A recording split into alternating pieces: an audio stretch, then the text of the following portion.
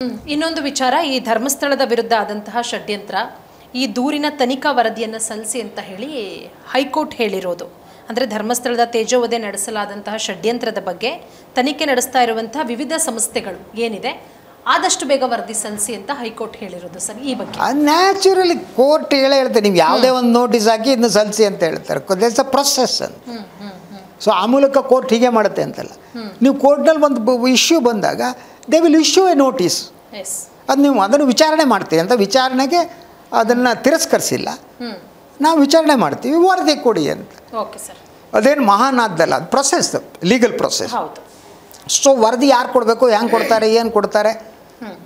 So the ಷಡ್ಯಂತ್ರದ actually SIT ರಚನೆ ಆಗಿದ್ದು ಷಡ್ಯಂತ್ರ ನೋಡೋಕ್ಕಲ್ಲ. ಯಾಕೆ SIT ರಚನೆ ಆಯಿತು? ಶವಹೂತ ಪ್ರಕರಣಗಳ ತನಿಖೆಗೆ.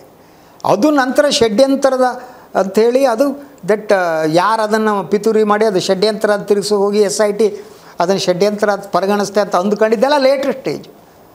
ಆದ್ದರಿಂದ ನ್ಯಾಯಾಲಯ ಷಡ್ಯಂತರ ವರದಿಯನ್ನು ಕೊಡಿ ಅಂತ ಕೇಳ್ತಾ ನಾನು ನೋಡಿಲ್ಲ ವರದಿಯನ್ನು. ಓಕೆ. ಸೊ ಅದರಿಂದ ಮಾಧ್ಯಮದಲ್ಲಿ ಬಂದು ವರದಿಯನ್ನು ನಂಬಲ್ಲ ನಾನು. ಆ್ಯಕ್ಚುಲಿ ಅವರ ಏನು ಡೈರೆಕ್ಷನ್ ಕೊಟ್ಟಿದ್ದಾರೆ ಆ ವರದಿಯನ್ನು ನೋಡಿದ ಅವ್ರ ಡೈರೆಕ್ಷನ್ ವಿವರ ನೋಡಿದ್ರೆ ಗೊತ್ತಾಗುತ್ತೆ. ಸೊ ಪತ್ರಿಕಾ ವರದಿಗಳು ಯಾವುದೋ ವರದಿ ನಂಬ್ಕೊಂಡು ಈ ಷಡ್ಯಂತ್ರದ ರಿಪೋರ್ಟ್ ಕೊಡಿ ಅಂತ ಕೇಳಿದ್ರು ಅನ್ನೋದು ನಂಬೋದು ಕಷ್ಟ. Let us wait and see that.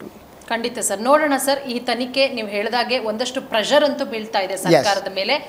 ಹಾಗಾಗಿ ಸರ್ಕಾರ ಒಂದು ನ್ಯಾಯಪರವಾದಂತಹ ತನಿಖೆಗೆ ಆದೇಶ ಕೊಡಬೇಕು, ನ್ಯಾಯಪರವಾದಂತಹ ಒಂದು ನಿರ್ಧಾರವನ್ನು ತೆಗೆದುಕೊಳ್ಬೇಕಾಗತ್ತೆ. ಸೊ ಏನು ಮಾಡುತ್ತೆ ಸರ್ಕಾರ ಅನ್ನೋದನ್ನ ಮುಂದಿನ ದಿನಗಳಲ್ಲಿ ನೋಡೋಣ. Thank you so much. Thank you Purnima.